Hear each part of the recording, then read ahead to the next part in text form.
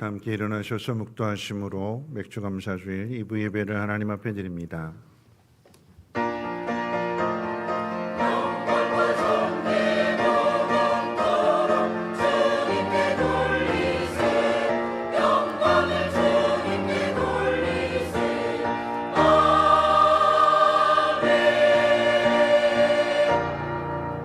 주의 성도들아 여호와를 찬송하며 그의 거룩함을 기억하며 감사하라. 그의 노여움은 잠깐이요 그의 은총은 평생이로다. 저녁에는 울음이 깃들일지라도 아침에는 기쁨이 오리로다. 아멘. 거룩하신 하나님, 택하신 백성들을 하나님 은혜 부자 앞으로 인도하심을 감사합니다. 지난 6월 전반기를 마치고 이제 후반기를 시작하는 첫 주일, 맥주 감사 주일로 예배를 드리게 될 때에 세상 가운데 힘들고 어려웠던 마음들, 낙심했던 마음들, 그리고 그 속에서 하나님이 잊어버렸던 그 마음들이 오늘 이 예배를 통해 다시 회복되게 하시고 가야 할 분명한 목표와 이정표를 정립함으로 인하여서 그 속에서 하나님을 찬송하며 경배할 수 있는 그날을 보게 해 주시옵소서. 그 하나님을 찬송하며 경배합니다. 하나님 영광 받아 주시옵소서. 예수님의 이름으로 기도합니다. 아멘. 찬송가 38장 함께 찬송합니다.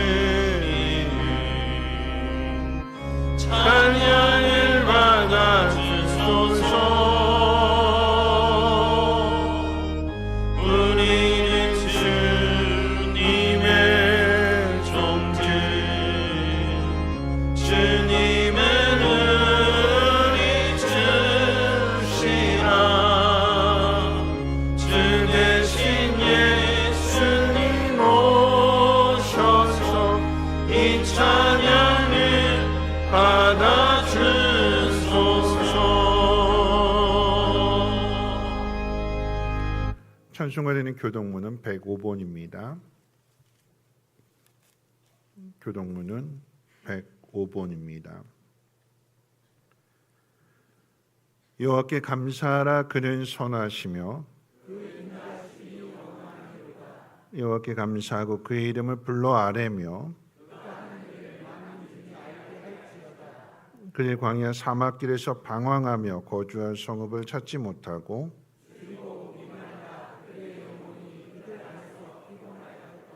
이에 그들의 근심 중에 여호와께 부르짖음에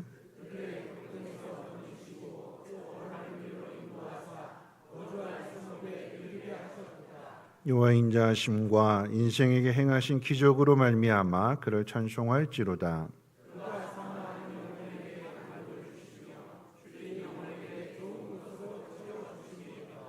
아멘. 사도신경으로 신앙을 고백합니다. 전능하사 천지를 만드신 하나님 아버지를 내가 믿사오며 그 외아들 우리 주 예수 그리스도를 믿사오니 이는 성령으로 잉태하사 동정녀 마리아에게 나시고 본디오 빌라도에게 고난을 받으사 십자가에 못 박혀 죽으시고 장사한 지 사흘 만에 죽은 자 가운데서 다시 살아나시며 하늘에 오르사 전능하신 하나님 우편에 앉아 계시다가 저리로서 산자와 죽은 자를 심판하러 오시리라.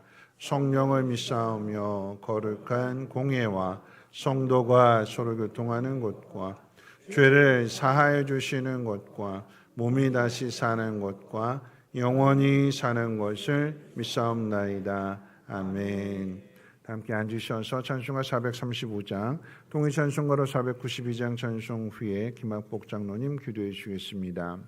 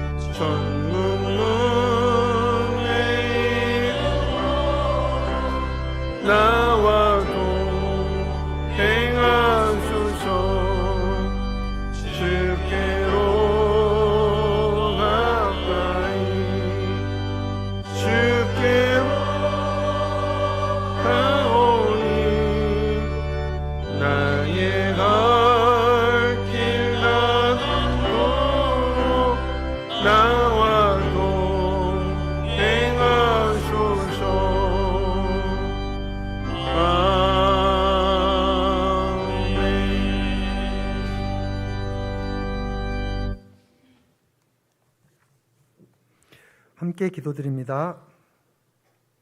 내 재물과 소산물의 처음 익은 열매로 여호와를 공경하라. 그리하면 내 창고가 가득히 차고 내 포도즙 틀에 새 포도즙이 넘치리라. 사랑과 은혜가 풍성한 주여 하나님, 언제나 저희를 도우시고 복주시길 즐거워하시는 하나님, 그 크신 은혜와 사랑에 감사드립니다. 26년 한 해 절반과 5일째를 보내면서 그동안 베풀어 주신 은혜에 감사드리는 7월의 첫 주를 허락하시고 맥주 감사 주일 예배 자리로 저희를 불러주심에 감사드립니다. 지난 6달 동안 한순간도 저희 곁을 떠나지지 않으시고 우리의 삶의 모든 자리에서 함께하여 주신 그 크신 은혜와 사랑을 되새기며 다시금 감사와 찬양을 드립니다. 이 시간 오직 신령과 진정으로 드리는 예배가 되게 하시고 주님 홀로 영광받아 주옵소서.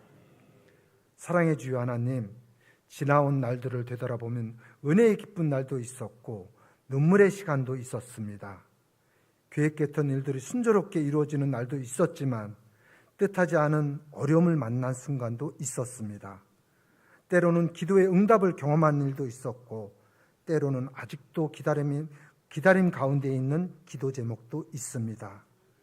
그럼에도 불구하고 지금까지 걸어온 길을 되돌아보면 언제나 하나님께서 먼저 길을 여시고 넘어질 때마다 붙드시며 심히 낙심할 때마다 손을 내밀어 다시 일으켜 세워주셨음을 고백합니다. 용서해 주여 하나님, 그런 저희의 모습을 용서하여 주옵소서. 저희들의 교만과 욕심, 성도와 이웃을 사랑하지 못했던 마음을 용서하여 주옵시고, 주님의 뜻보다 앞섰던 생각과 불순종을 자복하며 회개하오니 저희를 긍휼히 여겨주시고, 이 시간 주님이 베푸시는 은혜를 고백하며 결단과 다짐하는 복된 시간이 되도록 인도하여 주옵소서. 은혜의 주여 하나님, 오늘 맥주 감사절을 맞아 감사 회복의 시간이 되도록 인도하여 주옵소서. 큰 은혜와 큰 축복만 감사하는 시간이 아니라 일상의 하루하루도 감사할 줄 아는 믿음을 허락하시고, 살아있음이 감사이고 예배드릴 수 있음이 감사이며 함께 기도할 성민의 공동체가 있음이 감사임을 깨닫는 이 시간이 되도록 인도하여 주옵소서. 감사의 주여 하나님, 우리의 이웃과 성민의 가정을 축복하여 주옵소서. 성도와 이웃 그리고 가족 서로에게 가장 큰 위로가 되게 하시고, 사랑을 표현하는 일에 인색하지 않게 하옵소서. 부모님에겐 건강과 평안을, 자녀에게는 믿음과 지혜를 더하여 주시어 모든 가정마다 웃음이 감사함이 넘치는 세상에서 가장 아름다운 가정들이 되게 허락하여 주옵소서. 수고의 주여 하나님, 우리의 일터와 삶의 현장을 위해 기도드립니다. 정직하게 땀 흘리며 모든 성도들을 기억하여 주옵시고, 경제적으로 어려움 속에 낙심치 않게 붙들어 주시며 수고한 손길마다 아름다운 열매로 허락하여 주옵소서. 필요한 것을 가장 좋을 때 채워주시는 주의 은혜를 경험케 인도하여 주옵소서. 에베네셀 주여 하나님, 교회를 위해 기도드립니다.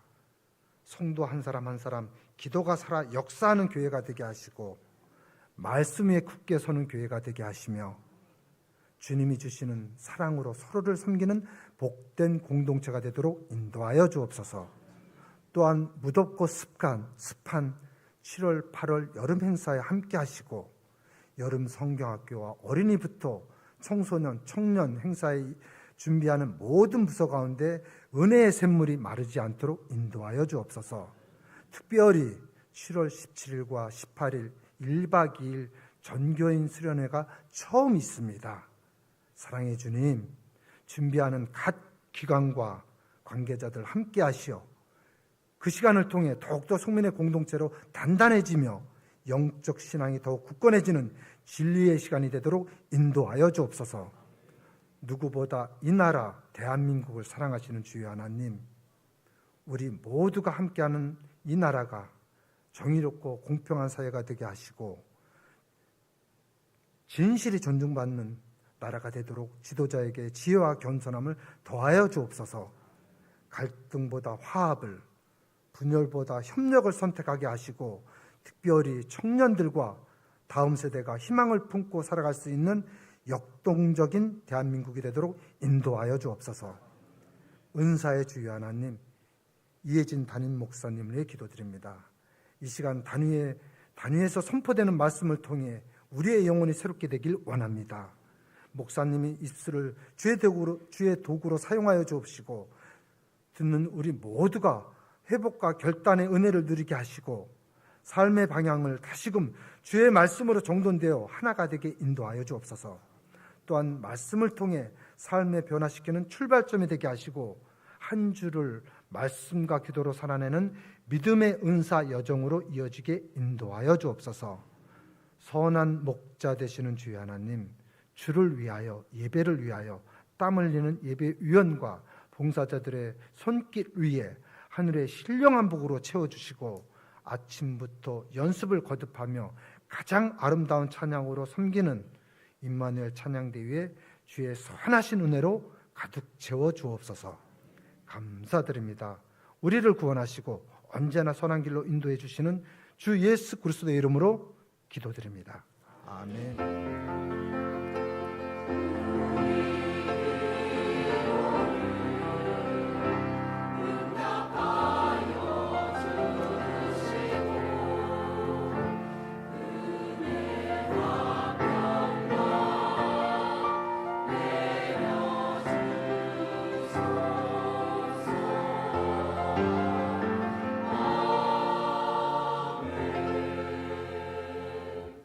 교회 소식은 주보를 참고해 주시고요. 오늘 주일 예배는 맥주 감사 주일로 드리게 됩니다. 목자 모임이 오늘 저녁 예배 후 지하 식당에 있습니다.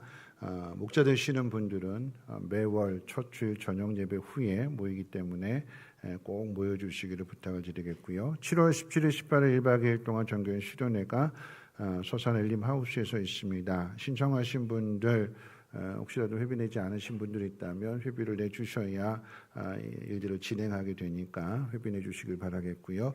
출발은 오전 9시 강서고등학교 맞은편에서 한다고 합니다. 이와 연관해서 전교인 수련회를 위한 준비 기도회를 하려고 합니다. 이제 가정교회로 전환하면서 이제 금요예배가 목장 모임으로 대체하다 보니까 함께 모여서 기도할 시간이 조금 부족했는데, 그래서 이제 지난 수요일 날 우리 교회 오셔서 부흥회 하셨던 전주 기쁨 넘치는 교회 수요 예배를 어떻게 드리나 하고 이제 가서 탐방을 하고 왔는데 이제 기도회로 드리더라고요. 기도회로. 그러니까 그 함께 모여서 기도하지 못한 것들을 수요일 날 이렇게 하더라고요. 그래서 마침 이제 정교인 수련회를 준비하는 과정 중에 있으니까 기도하기 원하시는 분들은 저녁 예배 때 함께 모여서 기도하셨으면 좋겠고요. 우리가 낮에 시니어 목장 때는 차 운행이 되지만 저녁에는 차 운행이 되지 않아서 못 오시는 분들, 저녁 예배 오시겠다고 하시는 분들 사무실로 말씀해 주시면 차량을 준비해 드리도록 하겠습니다. 그러니까 함께 모여서 기도로 준비해 주시기를 부탁드립니다. 이번 돌아오는 수요일과 다음 주 두 번에 걸쳐서는 수요 기도회로 모이게 됩니다. 전교인 수련회 관계로 인해서 총남전대원 신예배는 한 주 뒤로 연기하도록 하겠습니다. 전교인 수련회 집중하라고 그래서 한 주 연기한다라고 하는 거 참고해 주시고요. 그다음에 이제 고창 단호박을 주문받습니다. 교회가 장사하는 곳이냐 이렇게 이야기하실 수 있는데 세 가지를 1년 중에 판매합니다. 그러니까 마늘하고 옥수수는 원로 목사님 계신 곳에서 올라오는 거고요. 그다음에 이제 고창 단호박은 이제 고창 오산 교회에서부터 이제 고춧가루부터 시작이 되는데 고춧가루는 이제 안 하고 이제 단호박 올라오게 됩니다. 판매 가격은 택배를 받으시는 분은 10kg에 6만 원이고 직접 집으로 받으시는 분은 택배비가 올랐대요. 5,500원이래요. 그래서 작년에 우리 35,000원 뭐 이렇게 6만 원 이렇게 받았던 금액인데 근데 이제 제가 그래서 전주 간 김에 고창 내려가서 일부러 싣고 왔어요. 택배비 아끼려고. 그래서 5kg는 29,000원. 그다음에 10kg는 53,000원입니다. 정말 맛있어요. 이건 맛은 정말 보장합니다. 그래서 필요하신 분들은 카페에 있으니까 구매해 가시면 됩니다. 혹시라도 이거 불편하다, 나는 이제 택배로 받겠다 하시는 분들 주소 가르쳐 주시면 10kg는 6만 원, 5kg는 35,000원 그 가격에 구매하실 수가 있습니다. 어려운 시골교회 돕는 거니까 또 맛있는 것들을 직접 땀 흘려 농사 지은 것들을 드실 수 있는 거니까 여러분들 많은 관심들 가져주시고 협조해 주시면 감사하겠습니다. 결혼식 광고입니다. 김종선 집사님, 이분 권사님의 장남 김덕수 군의 결혼식이 돌아오는 토요일 오전 11시 GD에서 있습니다. 많이들 축하해 주시기를 바라겠고요. 주변에 나와 있지 않습니다만 박은숙 집사님께서 가정에 좋은 일이 생겼다고 감사한 마음으로 이렇게 또 떡을 준비해 주셨어요. 나가실 때 하나씩 받아가시면 좋겠습니다. 성민교회 오면 떡 먹을 일이 되게 많은 것 같아요. 그죠? 네. 그래서 마침 맥주 감사 주일도 주일이지만 가정 안에 이제 아들이 취업하게 됐다고 감사한 마음으로 이렇게 마음을 나눠주셔서 감사를 드리고요. 또 한 가지만 더 광고를 드린다라고 하면 교회 마당을 예쁘게 이제 도색을 했는데 그 이유가 지난번에 비가 온 게 지하에 좀 새더라고요. 그래서 다시 방수하고 이제 도색을 한 관계로 이제 그 균열된 원인을 조금 이제 찾아보기는 할 건데, 그래서 그 동안에 차가 좀 올라오지 않도록, 그러니까 차가 올라오면 마당으로 차가 올라오게 되면 그 하중에 있어 혹시라도 조금 더 균열이 더 생길까 염려하는 마음에서 물론 방수공사 다 처리는 하겠지만 혹시나 하는 마음에 있어서 앞에 노란 선을 그어놨습니다. 저는 거기까지만 올 수 있도록 모든 분들이 협조해 주시면 감사하겠습니다. 하나님 말씀 보도록 합니다. 하나님 말씀은 신명기 8장 1절로 4절까지의 말씀입니다. 구약성경 274페이지고요. 신명기 8장 1절로 4절까지의 말씀을 제가 봉독합니다. 내가 오늘 명하는 모든 명령을 너희는 지켜 행하라. 그리하면 너희가 살고 번성하고 여호와께서 너희 조상들에게 맹세하신 땅에 들어가서 그것을 차지하리라. 네 하나님 여호와께서 이 40년 동안에 내게 광야길을 걷게 하신 것을 기억하라. 이는 너를 낮추시며 너를 시험하사 내 마음이 어떠한지 그 명령을 지키는지 지키지 않는지 알려 하심이라.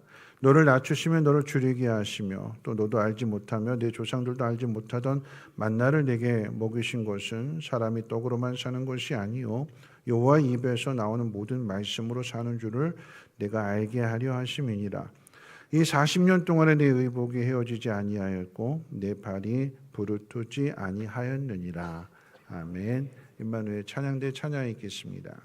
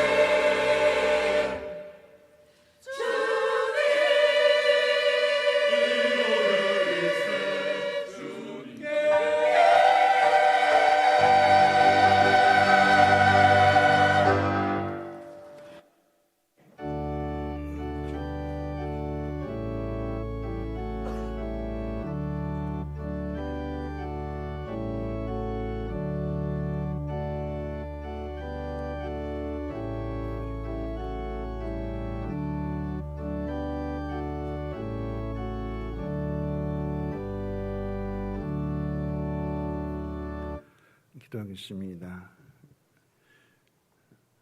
오늘 이 거룩한 주일을 맥주 감사 주일로 드리게 됩니다. 지난 6개월들을 돌아보면서 힘들었지만 어려웠지만 그럼에도 이 자리까지 올 수 있었던 것 또한 하나님의 은혜이며 이것이 끝이 아니라 하나님 더 좋은 곳을 향하여 나아가라고 격려하시고 위로하시고 소망을 주시기 위한 오늘의 이 시간임을 고백합니다. 하나님 우리의 발걸음을 복되게 하셔서 지치지 않게 하시고 다시 힘이 날 수 있는 거룩한 예배가 되게 하옵시며 예물을 드릴 손길들을 통하여서 하나님 예물이 귀하게 아름답게 잘 사용되어지는 곳에 낙심한 사람들, 우리보다 더 힘들고 어려운 사람들이 위로를 얻고 힘을 얻는 복된 예물로 쓰임받게 도와주시옵소서. 그럼에도 불구하고 감사하는 그 마음을 하나님 기억하사 저들의 산업과 또 자녀들, 가정 안에 다시 일어날 수 있는 힘, 어둠이 물러가고 다시 생명의 빛이 비추어지게 하옵시고 기쁨과 평안함 가운데 살아갈 수 있는 은혜를 더하여 주시옵소서. 오늘 말씀을 듣습니다. 하나님 말씀이 우리에게 위로가 되게 하시고 소망이 되게 하시고 능력이 되게 하셔서 마침내 그 자리까지 나아갈 수 있는 힘의 근원이 되게 하옵소서. 감사드리며 모든 말씀 예수님의 이름으로 기도합니다. 아멘. 한 주일 동안도 편안하게 잘 지내셨는지요? 네, 이제는 한 주일뿐만이 아니라 오늘 맥주 감사주일을 맞이하면서는 지난 6개월 동안 잘 지내셨는지 우리 함께 인사 나눌 때 이렇게 인사하겠습니다. 이제 전반전 후반전으로 비유할 수 있는 거잖아요. 전반전을 뛰느라 수고 많으셨습니다. 다시 힘내서 후반전도 잘 뛰어봅시다 하고 인사해 볼까요?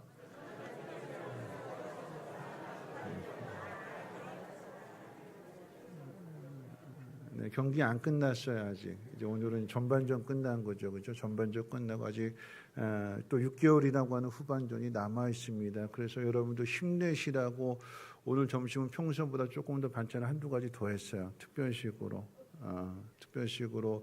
준비를 했으니까 여러분 이렇게 인사해 볼까요? 밥 맛있게 먹고 힘내서 잘 뛰어봅시다.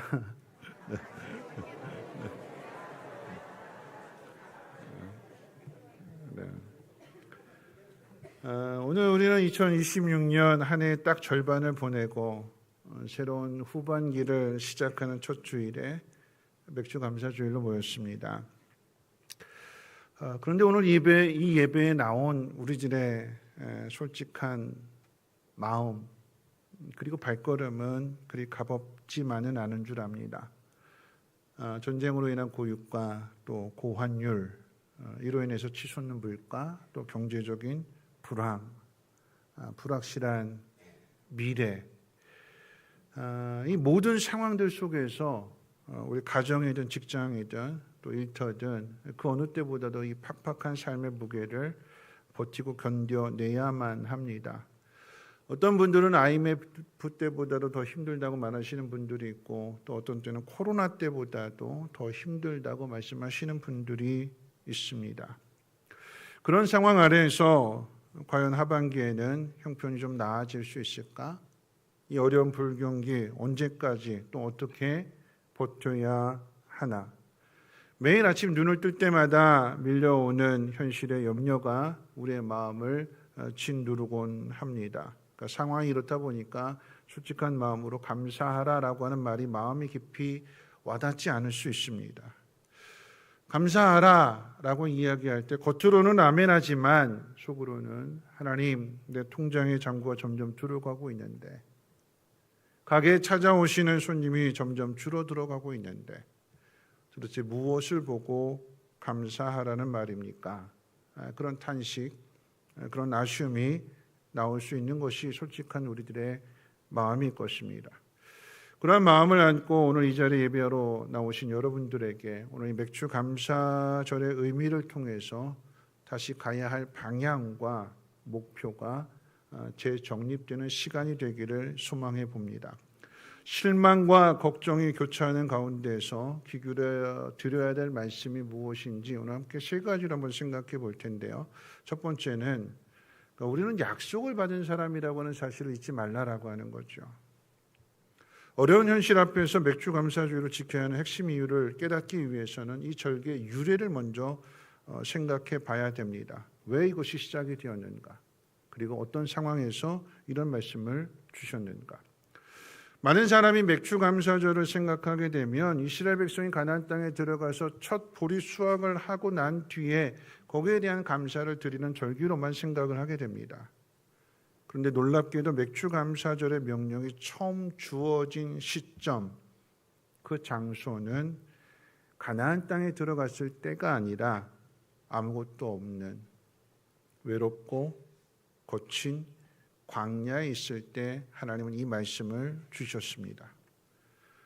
농사 지을 땅이 한 평도 없고 씨앗 하나 뿌릴 수 없을 정도로 거친 모래 바람이 부는 광야 한복판에서 하나님은 백성들에게 이렇게 명령하시는데 그 명령이 출애굽기 23장에 기록되어져 있습니다. 제가 읽어드릴게요. 너는 맥추절을 지키라. 이는 내가 수고하여 밭에 뿌린 곳에 첫 열매를 거둠이니라. 현실적으로는 도무지 불가능한 장소에서 주신 하나님의 말씀은 광야에다가 씨를 뿌리라고 하는 말씀이 아니라 오늘 이 광야를 지나 약속의 땅에 들어가서 씨를 뿌리고 첫 열매를 거두게 될 그 날이 온다는 것을 약속해 주시는 말씀이에요. 광야에다 씨를 뿌리라고 하는 말씀이 아닙니다.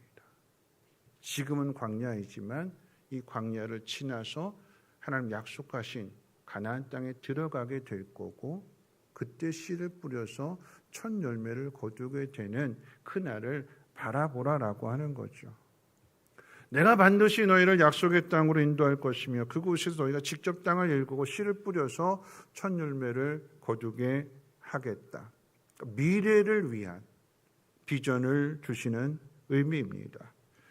이 약속의 말씀을 붙들고 오늘의 힘든 광야 생활을 이겨내라라고 하는 의미이고 거기에 대한 믿음을 가지라라고 하는 의미입니다. 여러분 아시는 것처럼 훗날 이스라엘 백성들은 실제로 가나안 땅에 들어갑니다. 그리고 진짜로 가장 먼저 보리 씨를 뿌리게 되는 거고 그리고 나서 이제 보리에 대한 수확을 거두게 되는 거죠. 그 열매를 거두게 되었을 때 처음 땅에 뿌린 것, 씨앗을 뿌린 것에 대한 결실을 거두게, 그게 작든 크든지 간에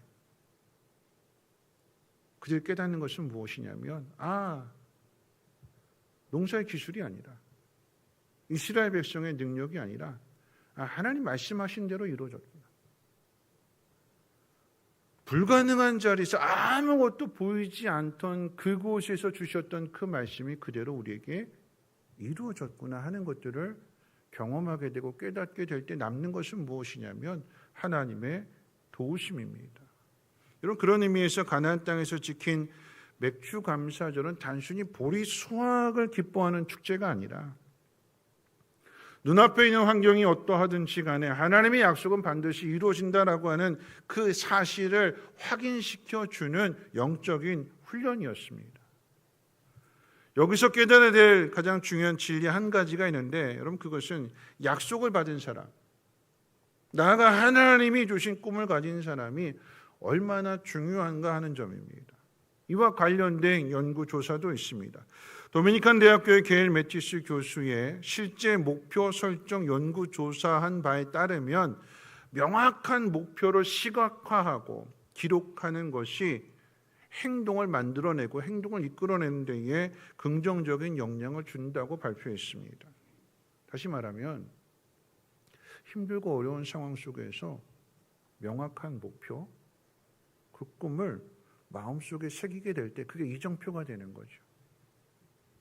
그 이정표를 보고 가는 거예요. 주변의 상황이 어떻든지 간에 내 마음속에 새겨진 그 이정표를 분명하게 붙잡고 있으면 길 잃어버릴 염려는 없죠. 목표가 있는 사람과 목표가 없는 사람의 차이는 목표가 분명하게 있는 사람은 힘들고 어려운 상황이 찾아온다 할지라도 그것을 이겨내고 그것을 버텨내면서 한 걸음 나아갈 수 있는 오늘을 이겨내고 내일을 향해서 나아갈 수 있는 그 힘을 가지고 있는데 목표가 없는 사람은 그 힘들고 어려운 일들이 갑자기 불어닥치게 되면 거기 주저앉게 되는 거예요. 길을 잃어버리게 되는 거고요. 여러분, 그것을 이스라엘 백성들이 잘 보여주지 않습니까? 광야 40년 동안 똑같은 모래바람을 맞고 똑같은 결핍의 상황을 겪지만 결과는 완전히 갈라지게 됩니다. 하나님의 약속을 주셨음에도 그 약속을 불신하고 믿지 않고 가나안 땅에 대한 그 꿈을 잃어버린 출애굽 1세대들은 만나는 어려움들마다 뭐라고 이야기할까요? 그냥 우리 여기서 이렇게 살다가 죽게 내버려둬. 나 그냥 여기서 죽어버릴래. 애굽으로 돌아갈래. 옛날이 더 좋아. 그런 말들이잖아요. 여러분, 이스라엘 백성들만의 이야기가 아닙니다. 이 땅을 살아가는 예수를 믿는 사람도 믿지 않는 사람도 다 똑같이 그 속에서 나오는 말들이에요. 여러분, 힘들면 어떻게 뭐라고 말할까요? 힘들면 뭐라고 얘기해요? 죽고 싶다. 죽고 싶다 그러잖아요. 여러분, 예수 안 믿는 사람만 죽고 싶다 그러지 않습니다. 예수 믿는 사람 죽고 싶대요. 거기 다 믿음을 포장해서 그러죠. 빨리 하나님 나라 가고 싶다. 그건 믿음이 아니에요. 내가 가고 싶다고 가나요? 하나님 불러주셔야 가는 거예요. 안 불러주시면 어떡해요? 그 삶을 버텨내라고, 이겨내라고. 하나님의 나라는 하나님 부르셔야 가는 거예요. 내가 여기서 죽고 싶어요. 나 죽어버릴래요. 그럴 수 없는 곳이래요. 꼭 기억하세요. 목사는 죽고 싶은 마음 있을까요? 없을까요? 저도 똑같아요. 왜요? 사람이니까요. 힘들면 어려우면 하나님 나 좀 빨리 데려가 주세요. 그러잖아요.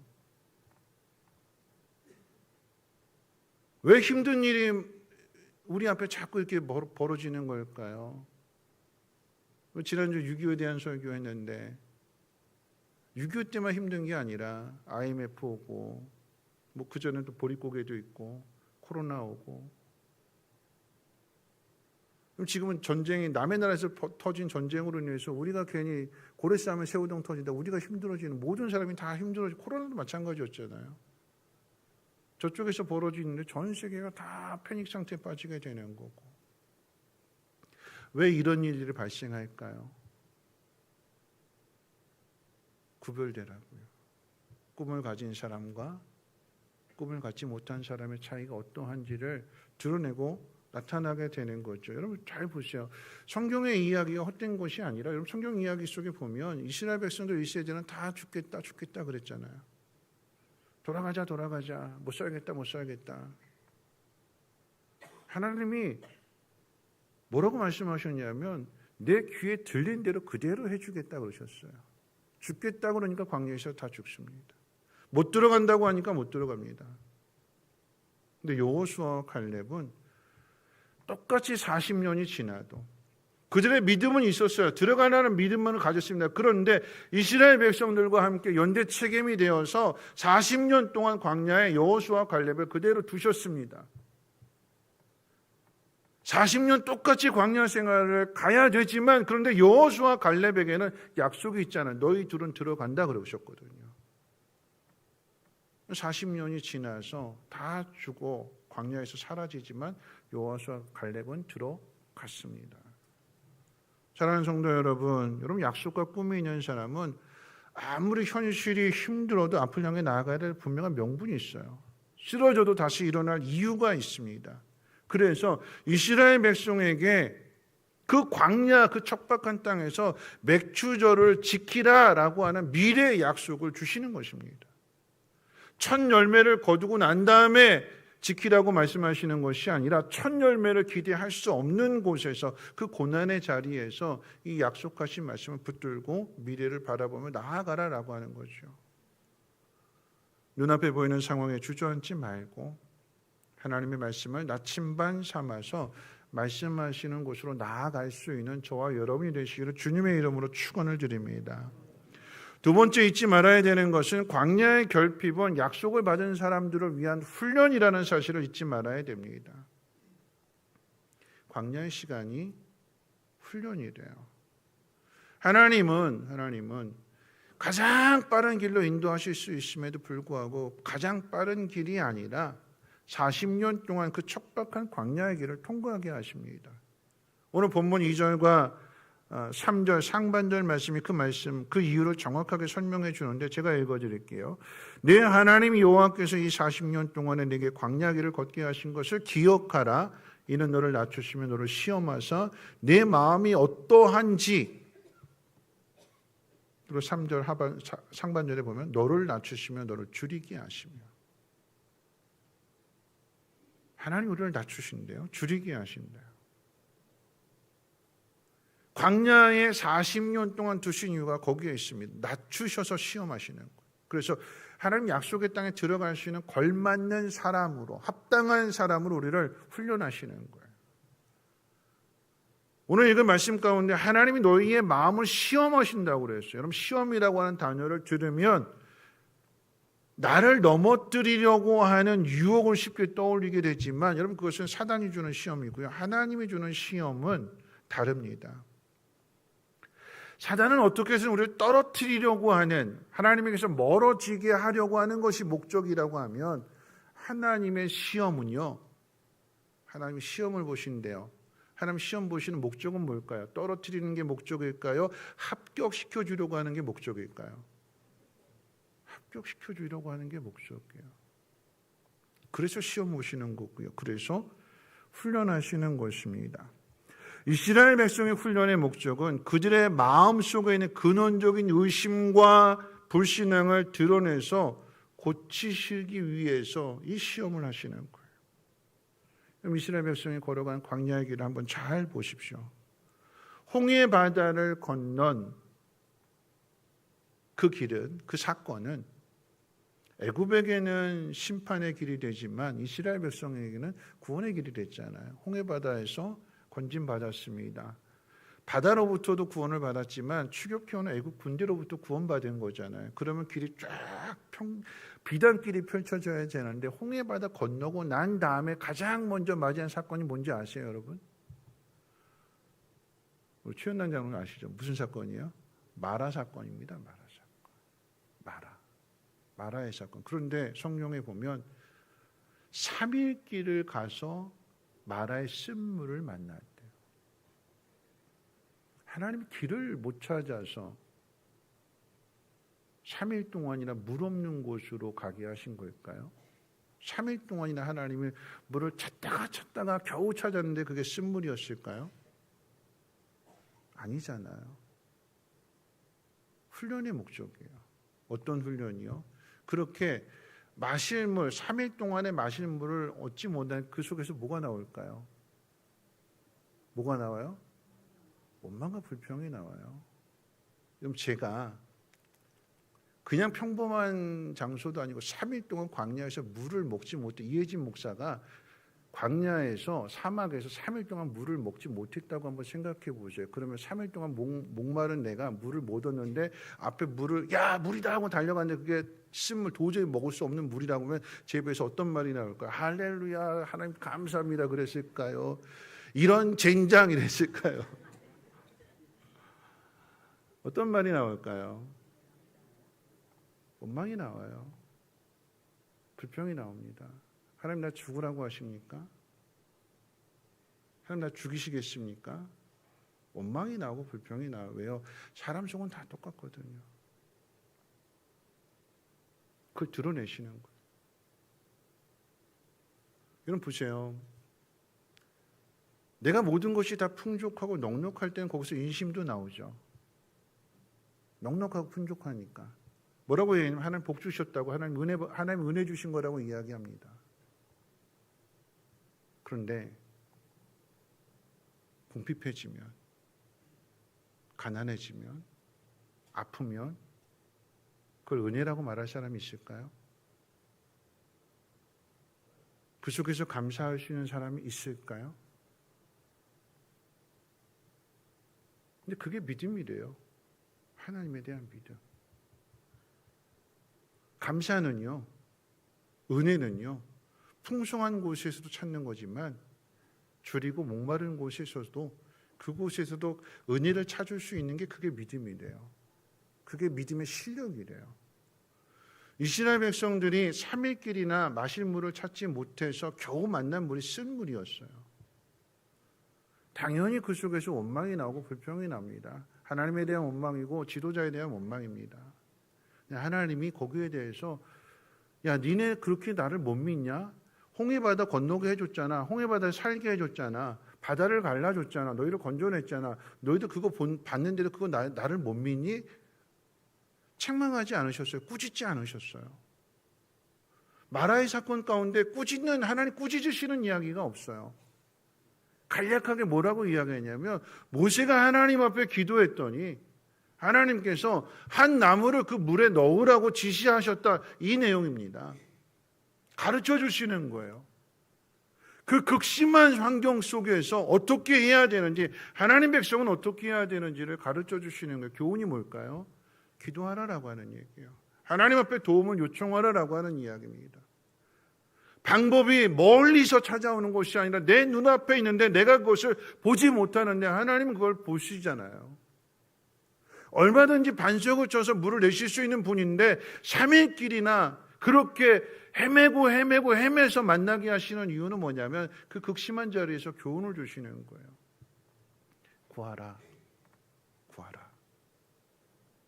나에게 도움을 요청해 줘라. 도움을 요청해라. 그럼 내가 가르쳐 줄게. 출애굽기 15장 25절과 26절 말씀, 그래서 이렇게 말씀합니다. 화면 보시고 한번 같이 한번 읽어볼까요? 출애굽기 15장 25절 26절 같이 한번 읽어볼까요? 시작. 모세가 여호와께 부르짖었더니 여호와께서 그에게 한 나무를 가르치시니 그가 물에 던지니 물이 달게 되었더라. 거기서 여호와께서 그들을 위하여 법도와 율례를 정하시고 그들을 시험하실세 이르시되 너희가 너희 하나님 나 여호와의 말을 들어 순종하고 내게 보이게 의를 행하며 내 계명의 귀를 기울이며 내 모든 규례를 지키면 내가 애굽 사람에게 내린 모든 질병 중 하나도 너희에게 내리지 아니하리니 나는 너희를 치료하는 여호와임이니라. 하나님께는 쓴물을 단물로 바꾸실 수 있는 능력이 있으니까 하나님 앞에 구하라라고 하는 거죠. 도움을 요청하라라고 하는 교훈입니다. 그리고 이 마라 사건 다음에 이어지는 사건이 만나 메추라기 사건입니다. 그대로 연결이 돼요. 마실 문제였습니다. 음식 먹고 사는 음식의 문제였어요. 죽고 사는 문제잖아요. 그렇죠? 그 음식의 문제에 대해서 마라의 쓴물 사건이 교훈을 얻었으면 구해야 되는 거잖아요. 하나님 양식 다 떨어졌습니다. 하나님 애굽에서는 고기를 먹었는데 여기서는 고기를 먹을 수가 없습니다. 하나님 고기 좀 먹게 해주세요. 구하라라고 하는 거죠. 구하라. 그걸 가르쳐 주셨는데 여러분 사람은요 까마귀 고기 먹은 것처럼 다 잊어버리잖아요. 본성이 나오는 거예요. 본성이. 그렇죠? 배고프니까 뭐라고 얘기해요? 배고파? 죽겠다 그러잖아요. 그렇죠? 제가 3일 동안 굶고 난 다음에 집에 들어가서 여보 내가 매우 배가 고프니까 나에게 밥을 좀 주시오 그럴까요? 아니면 배고파 죽겠어 밥 줘! 그러고 소리 지를까요? 우리 본성이 그렇지 않아요. 그렇죠? 그게 나오는 거예요. 그게 나오는 거예요. 그걸 훈련하시는 거예요. 우리 밑바닥을 다 드러내시는 거예요. 광야의 훈련은 그런 훈련입니다. 거룩한 줄 알았는데 깨끗한 줄 알았는데 대단한 줄 알았는데 사람은 다 똑같다라고 하는 거예요. 그 속에서 다듬어 갔습니다. 그 속에서 출발합니다. 다시 말씀드릴게요. 하나님의 시험은 훈련이 목적입니다. 훈련. 통과시키기 위해서 시험 보시는 거예요. 그러면 보세요. 부모가 아들에게 이제 시험 문제를 풀게 했어요. 그러면 시험을 아들이 문제를 풀잖아요. 그러면 부모 입장에서는 채점을 할 텐데 아들에게 시험을 보는 목적이 틀린 거 손바닥 대하고 때리기 위한 목적으로 시험을 보게 할까요? 모르는 거 알게 해주기 위해서 시험 보게 할까요? 그렇죠? 부모가 자식에게 시험 보게 할 때는 모르는 걸 가르쳐 주기 위해서 시험 보게 하는 거예요. 그러면 아들이 답을 쓸 때 문제를 풀고 있는데 못 풀어요. 헤매고 있어요. 잘 모르고 있어요. 그럼 부모가 옆에서 보다가 야 그거 답 1번이야 이렇게 가르쳐 주시겠어요? 아니면 힌트를 주시겠어요? 힌트를 주죠. 답 가르쳐 주지 않아요. 답 가르쳐 주면 그건 아이의 실력이 아닙니다. 힌트를 줘요. 야 문제 잘 읽어봐. 그래도 못 알아들으면 조금 더 구체적인 힌트를 줘. 그러면서 어떻게 해요? 생각하도록. 하나님도 그러세요. 광야의 길을 걸어가는 동안에 다 불편해요. 아무것도 없습니다. 미래도 보이지 않아요? 근데 하나님 이스라엘 백성들에게 힌트를 3가지를 주세요. 하나님이 함께 하신다. 내가 너에게 지켜 약속한 거니까 내가 그걸 반드시 이루어진다라고 하는 그 의미를 되새길 수 있는 힌트를 3가지를 주세요. 첫 번째 힌트, 구름기둥입니다.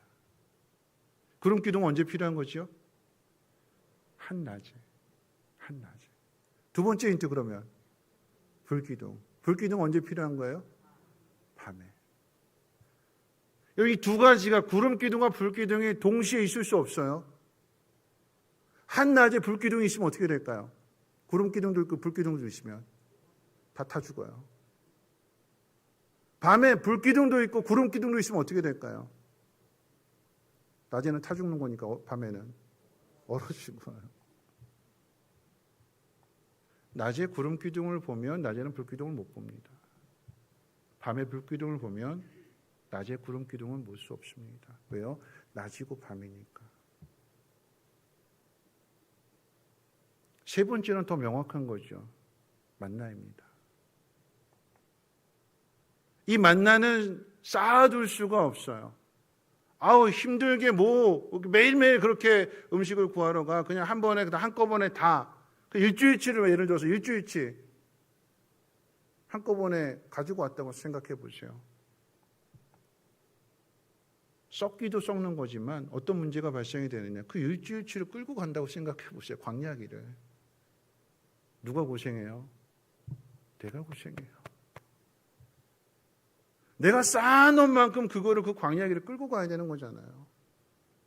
그럼 어떤 게 편할까요? 오늘 먹고 내일 아침에 가서 구하는 게 편할까요? 아니면 미리 다 먹고 그걸 끌고 가는 게 편할까요? 광야길을.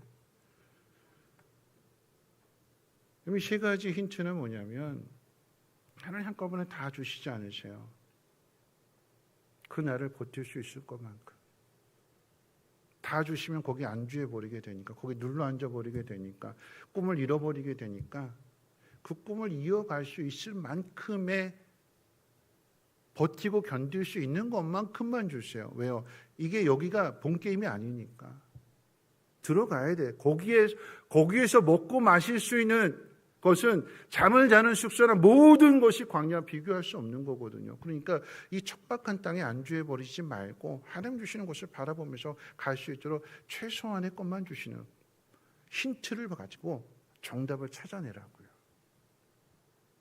그게 훈련입니다.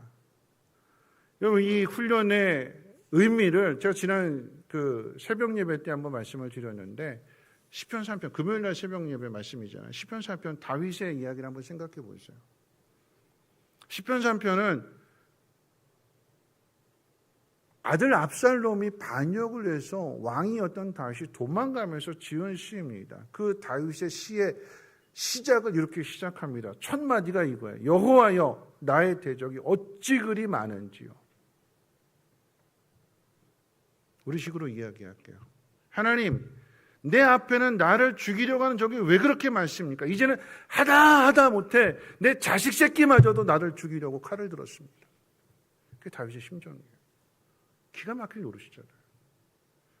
하다 이제는 자식 새끼마저도 나를 죽이겠다고 나에게 칼을 들었습니다. 하나님 나에게는 왜 이렇게 적이 많습니까? 그런 다윗이 5절에 뭐라고 이야기하냐면 이렇게 이야기합니다. 내가 누워 자고 깨었으니 여호와께서 나를 붙드심이로다. 이 말씀을 원문 그대로 번역하면 조금 다른 의미입니다. 더 정확한 의미인데 이런 이야기예요. 내가 누워 잠들고 여호와께서 나를 붙들어 주시니 내가 다시 깨어납니다. 시간의 순서에 나는 누워 잠들었습니다. 근데 내가 잠들어 있는 동안 하나님 나를 붙들어 주셨습니다. 그래서 내가 다시 아침에 눈을 뜨게 되었습니다. 다시 깨어날 수 있었습니다. 시간의 흐름에 따른 정확한 번역입니다. 아들이 언제 추격대를 보내올지가 모르잖아요. 그럼 죽습니다. 잠을 잘 수 있을까요? 두려움에 불안함에 잠을 못 자요. 우리면 그래요. 뜬 눈으로 밤을 셉니다. 아무것도 보이지 않는 그 어두운 밤에 기습하기 가장 좋은, 나를 죽이시는 가장 좋은 시간이니까 그 생각하면 잠을 못 자요. 근데 다윗이 잠을 자요.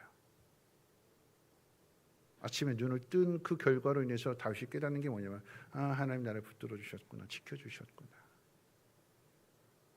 이걸 경험하니까, 이 작은 은혜를 발견하니까, 그래서 시편 3편 6절 말씀을 이렇게 이야기합니다. 다윗이 천만이 나를 둘러 치려 하여도 나는 두려워하지 않겠습니다. 믿음이 생긴 거예요. 어젯밤에 날 지켜주셨으니까, 그래서 오늘을 살아가시는 힘을 얻었으니까, 하나님 내가 천만이 나를 둘러 진을 쳐도 내가 두려워하지 않겠습니다. 믿음이 성장한 거예요. 이게 정답이잖아요. 이 훈련이래요. 이 훈련. 올해 전반기 동안에 겪은 경제적인 위기나 여러분 답답함은 우리를 무너뜨리기 위한 하나님의 저주가 아니라 내 힘을 빼고 오직 하나님만을 바라보게 하도록 훈련하시는 하나님의 시험입니다. 여러분 돌아보면 지독한 불황이고 정말 코로나도 이겨냈잖아요. IMF도 이겨냈고요. 오늘 우리 자리가 그렇게 우리가 이 6개월 동안 힘들었음에도 이렇게 예배할 수 있는 거, 그리고 오늘 점심은 여러분 기대하세요. 다른 때랑 다르대요. 그래도 너무 기대하시지 말고 격려해 드리려고 교회에서 여러분 수고 많으셨습니다. 맛있게 드시고 다시 한번 후반전 힘내보십시다. 우리 아직 가야 할 길이 있습니다. 그 훈련하는 거예요. 그 훈련. 오늘 점심 맛있게 드시고 힘내서 후반전 멋지게 버텨내시고 견뎌내시고 약속하신 자리까지 나아가시고 주님의 이름으로 축원을 드립니다. 마지막 세 번째인데요. 여호와의 입에 말씀으로 산다라고 하는 것을 잊지 말라고 하십니다. 사람은 떡으로만 사는 건 아십니다. 오늘 말씀 같이 한번 읽어볼까요? 3절 같이 한번 읽어볼까요? 3절 함께 읽겠습니다. 시작.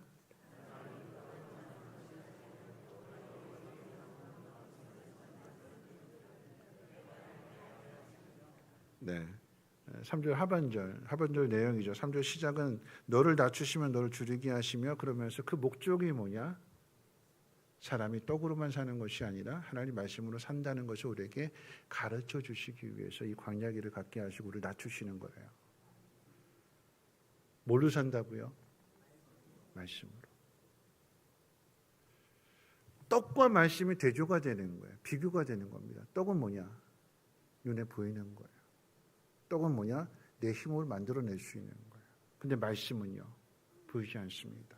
떡은 오늘의 이야기지만 말씀은 내일의 이야기예요. 보이지 않습니다. 하나님이 하시는 거예요. 내 힘으로 살 거냐? 아니면 하나님을 의지해서 살 거냐? 내가 계획을 세우고 내가 목표를 세우고 내가 길을 만들어서 갈 거냐? 아니면 하나님 만들어 놓으신 그 길로 갈 거냐? 그 비교이고 그 대조입니다.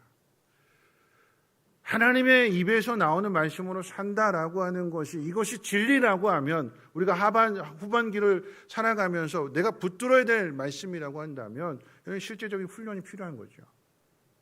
그래서 두 가지를 말씀을 드립니다. 두 가지 실제적인 훈련. 첫째 훈련이 뭐냐면, 내 눈에 보이는 통장의 잔고나 또 어떤 경제 전망, 세상의 뉴스, 이런 거 말고 하나님 말씀을 붙드는 훈련을 하십시오. 그러기 위해서 영적 환경을 만들어야 되는 거예요. 아침에 눈 뜨자마자 스마트폰 주식이나 아니면 경제 전망이나 이런 것들을 검색하시지 말고 아침에 눈을 떠서 해야 될 일은 뭐냐면 내 꿈, 하나님 나에게 주신 약속의 말씀, 그걸 통해서 되새기는 거예요. 되뇌이는 거고. 따라서 해볼까요? 내가 나에게 되새긴다. 내가 나에게 되새겨주는 거예요. 내가 나에게 말하는 거예요. 내가 내 입술을 가지고 내 속에 있는 내 영혼에게 말해주는 거예요. 지난 이제 수요일 날 전주 내려가서 이제 그러고 이제 고창에 이제 단호박 싣고 올라오면서 동기 목사 이제 박형환 목사를 만났어요. 박형환 목사가 이제 저보다 이제 나이가 2살 어린 동생인데 저를 보더니 형님 그러더니 안 보는 사이 왜 그렇게 할아버지가 됐어요, 노인네가 됐어요 그러더라고요. 왜냐하면 제가 이제 이제 목 디스크가 있어서 오래 앉아 있다 보면 일어날 때 좀 ቁ부정해요. 이게 걷다 보면 이게 조금 펴지게 되는데 당장 일어났을 때는 이게 그 얘기를 하더라고요. 뭐냐면 우리 몸이 그 자세를 기억한대요. 그러니까 나도 모르게 그 자세가 굳어지는 거죠. 앉아 있는 모습 그대로. 그러니까 앉아 있다 이렇게 컴퓨터 앞에서 이렇게 하고 있다 그대로 일하니까 그 자세 그대로 유지가 되는 거예요. 그러니까 내가 의식하면서 어깨 펴야지. 우리 딸내미가 그러거든요. 어깨 피 그러더라고요. 아빠 어깨 피 그래가지고. 그 얘기를 듣고 어떻게 해요? 어깨를 피는 거예요. 왜 그 얘기를 해요? 뭐냐면 잘못된 자세로 계속 있으면 그 자세를 내 몸이 기억해서 그냥 그대로 만들어낸대요. 근데 그걸 의식하고 피면 어떻게 해요? 이게 자꾸 반복이 되고 습관이 되면 그 교정된 자세를 기억하니까 그 몸을 만들어내는 거죠. 더 쉬운 예를 해볼까요? 배불러요. 근데 저는 빵을 좋아해요.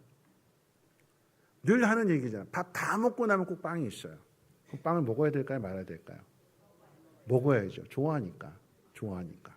그러면 좋아하는 내가 나에게 뭐라고 이야기할까요? 밥은 밥이고 빵은 빵이야.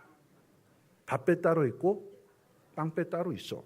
그러면 내가 그렇게 말하면 내 속에 있는 내 위가 빵이 들어올 자리를, 왜요? 내가 뭐라고 얘기했어요? 빵배 따로 있다고 했으니까 밥배 쪽으로 한쪽으로 몰아놓고 빵배를 비워놔요. 누가 해요? 내 속에 있는 내가 하는 거예요. 내 속에 있는 내가 말했더니 내 몸이 그것을 만들어내는 거예요. 오늘 어떻게 해야 될까요? 어떻게 하면 되죠? 내가 나에게 말하는 거예요. 내 영혼아, 어찌하여 내 속에서 불안하여 떠는가? 너는 하나님을 바라봐라. 내가 나에게 말하는 거예요. 그러면 내 속에 있는 영혼이 안에 있는 근심, 걱정, 염려, 두려움을 밖으로 몰아내는 거예요. 믿으십니까? 해보세요. 내일부터 아침에 일어나자마자 주식 어떻게 되냐, 경제 전망이 어떠냐 이러지 말고, 아예 보지 말라는 얘기가 아니에요. 그거 봤으면 걱정이 되잖아요. 그럼 어떻게 해요? 나는 이것보다도 하나님 믿는다. 그러면서 자꾸 되뇌이는 거예요. 하나님 말씀을. 그러면 그렇게 될 줄로 믿습니다. 두 번째 훈련은 뭐냐면요. 힌트 줬잖아요. 구름 기둥, 불 기둥, 만나. 하루를 버틸 수 있는 그 속에서 작은 은혜를 찾아보는 거예요. 여러분, 맥주절은요, 아직 가을의 풍성한 그 수확을 거두어서 창고에 들이는 곳에 가기 위한 하나의 과정이에요. 이게 끝이 아니라 이게 시작이다. 더 좋은 곳이 있다. 그럼 그 속에서 어떻게 해요? 오늘 나에게 준 것을 가지고 감사를 찾아보는 거예요. 감사를. 이거 훈련이에요. 감사를. 어떻게 해요? 단 몇 분이었지라도, 예전에 우리 가게 손님 많이 왔었는데 이제는 가게 어려우니까, 굉장히 어려우니까 몇 분만 찾아와요. 그럼 어떻게 해요? 그 몇 분 찾아오신 분으로 인해서 참 고맙네. 그 몇 분이라도 찾아오셔서 참 감사하다. 오신 분들을 생각하니까 내 마음은 어떻게 해요? 고마우니까 그 고마운 분들을 위해서 뭐라도 한번 내가 뭐 보답해야지. 그런 마음, 뭔가 서비스라도 하나 드려야지. 그러면 어떻게 해요? 오신 분이 절대 그 자리에 못 있잖아요. 또 오자는 거잖아요. 그렇죠? 그렇게 만들어내는 거예요. 몸과 마음이 지쳐 있는데 집에 갔더니 아이들 얼굴 보니까 그 피로가 싹 씻겨지는 거고, 온 가족이 함께 둘러앉아서 맛있는 된장찌개, 김치찌개 하나만 가지고도 웃을 수 있다면 그게 행복이래요. 오늘을 버텨내는 힘을 거기서 얻는 거예요. 부정적인 생각이나 이런 거 버리고 나에게 주신 그 은혜, 내 속에서 한번 찾아보는 거예요.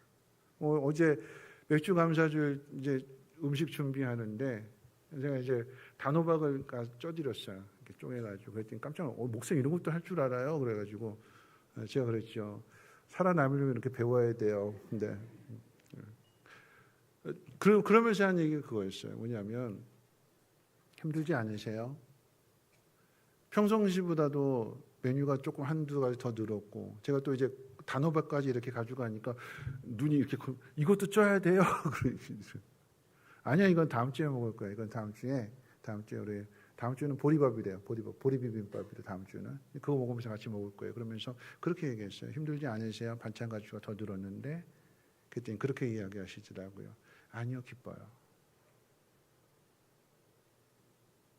오늘 교회 오시는 분들을 위해서 식사 준비를 내가 반찬을 하나를 더 만들 수 있다는 것이 기쁩니다. 감사합니다. 그런 마음으로 준비를 한다면, 그런 마음으로 일을 한다면 첫째는 내가 기뻐요.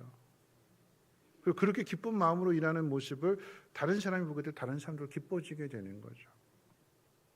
그 훈련입니다. 말씀 마치겠습니다. 여러분, 사랑하는 성도 여러분, 우리가 맥주 감사주를 지키는 진정한 의미는 뭔가 내 손에 뭔가 있어서가 아닙니다. 맥주 감사를 지키라고 하나님 명령하시는 것은 약속으로 주시는 거예요. 이게 끝이 아니다. 아무것도 없는 상황에서 말씀을 주신다라고 하면 그 말씀 붙들어라. 그 말씀 붙들고 앞으로 나아가라. 가나안 땅에 들어가서 씨를 뿌려서 수확을 거두는데 그 처음 농사 짓는 거잖아요. 서툴잖아요. 그럼 서툰 만큼의 그 결실이 좀 보잘것없고 초라하겠죠. 근데 기억해야 되는 것은 뭐냐면 이게 끝이 아니라 주의 추수감사절이 있다. 하나님 약속하신 거니까 너를 도와주신다. 지켜주신다.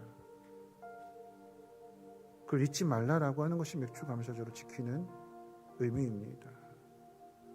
도장을 찍어주시는 거예요. 1단계 통과, 다음 단계로 가자. 여러분의 삶이 고달플지라. 우리 교회 나오는 이유는 무엇입니까? 아무도 안 도와주잖아요. 힘들면 다 떠나잖아요. 교회 나오는 이유는 뭐냐면 그럼에도 하나님이 내 곁에 계신다. 그게 위로가 되는 거, 다시 일어날 수 있는 힘을 얻게 되는 거잖아요. 후반전 잘해봅시다. 열심히 달려가 봅시다. 하나님 여러분들과 함께 하실 것이고 이 또한 지나가게 될 것이고 훗날 추억이 되어서 웃으면서 이야기할 수 있는 그날이 올 줄로 믿습니다. 우리 함께 일어나셔서 우리 곡 바꿔서 큰 길을 만드시는 주 함께 찬양하고 기도하고 축도를 마칩니다.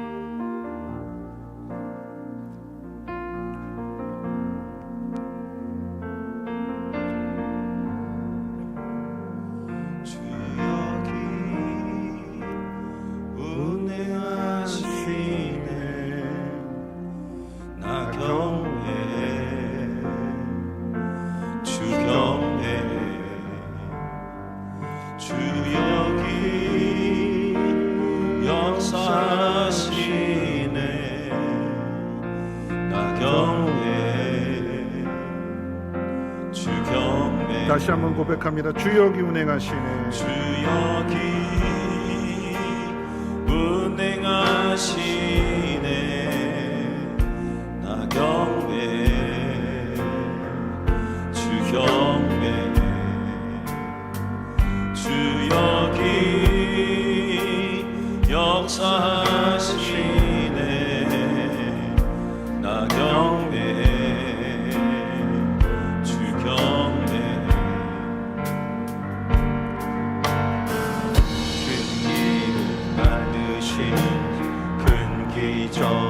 행하시는 주 그는 나의 하나님. 약속을 지키시는 주 어둠 속 빛이 되시는 그는 나의 하나님.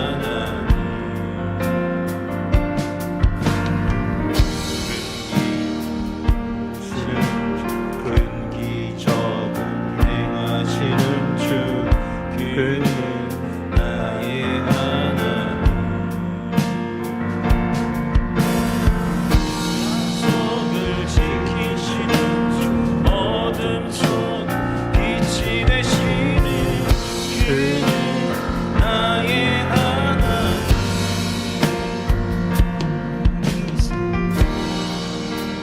주 여기 운행하시네 나 경배해 주 경배해 주 여기 역사하시네 나 경배해 주 경배해 큰 길을 만드시는 주 큰 기적을 행하시는 주 그는 나의 하나님 약속을 지키시는 주 어둠 속 빛이 되시는 그는 나의 하나님 큰 길을 만드시는 큰 길을 만드시는 주, 큰 기적 행하시는 주, 그는 나의 하나님 약속을 지키시는 주 어둠 속에 빛이 되시는 그는 나의 하나님 나의 하나님 하나님 나의 하나님 나의 하나님 나의 하나님 길을 만드시는 기적을 행하시는 주 그는 나의 하나님 약속을 지키시는 주 어둠 속에 빛이 되시는 그는 나의 오늘 말씀 생각하면서 잠깐이라도 기도하는 시간을 가졌으면 좋겠습니다. 맥주 감사절을 지키라고 하시는 의미는 하나님을 위해서 지키라고 하시는 것이 아니라 우리를 위해서 주시는 약속의 말씀입니다. 힘들고 어려운 상황 가운데 있을 때 꿈을 잃어버리지 말라고, 목표를 잃어버리지 말라고. 근데 그 목표는 하나님이 약속하신 말씀입니다. 그걸 붙드는 거예요. 그게 믿음이라고 합니다. 하나님, 내가 하나님 약속의 말씀을 믿고 오늘을 견뎌내겠습니다. 오늘 내게 주어진 그 작은 은혜들을 놓치지 않고 그 속에서 감사하며 내일을 살아갈 수 있는 또 하나의 이유를 찾아내겠습니다. 하나님, 그 길을 걸어가게 될 때 하나님 약속하신 대로 오늘과 비교하시는 그 놀라운 복으로 하나님 허락해 주시고 우리의 가정을 내 산업 이 나라의 민족에게 하나님 복을 내려 주시옵소서. 우리 함께 통성으로 하나님 앞에 기도합니다. 사랑 많으신 하나님 아버지 감사합니다. 우리 하나님 말씀을 듣습니다. 하나님, 지난 6월들을 마치고 지난 날들을 돌아보며 우리가 다시 또다시 6개월을 어떻게 살아가야 되는가 결단하게 하시고 하나님은 약속을 주시는 하나님이시며 그 약속을 이루시는 하나님이십니다. 하나님으로 시험하실 때에 그 마음을 드러내신다고 하셨습니다. 가장 낮은 자리에서 가장 밑바닥에서 결핍되고 궁핍한 그 모든 상황들 속에서 하나님 가난하고 연약하고 아픈 그 상황들 속에서 하나님 어떻게 약속을 이루어주시는가 하나님 우리가 붙들어야 될 것은 하나님 말씀입니다. 떡이 아니라 하나님 위해서 나는 말씀을 우리 삶의 이정표가 되게 하시고 목표가 되게 도와주시고 그 길을 걸어갈 때 채워주시고 공급해주시고 함께 하시는 놀라운 은혜를 경험할 때 우리 모두가 되어지게 도와주시옵소서. 하나님 모두가 다 함께 힘든 시간들을 겪고 있습니다. 이 나라의 민족이 다 어렵습니다. 하나님 그 속에서 하나님 구별된 삶을 살아가게 하시고 약속을 붙들고 말씀을 붙들고 말씀대로 이겨낼 때에 하나님 가정의 평안케 해주시고 하나님 함께 하신 그 은혜로 말미암아 어려움을 이겨나갈 수 있는 거룩한 기회를 주시옵소서. 주시옵소서.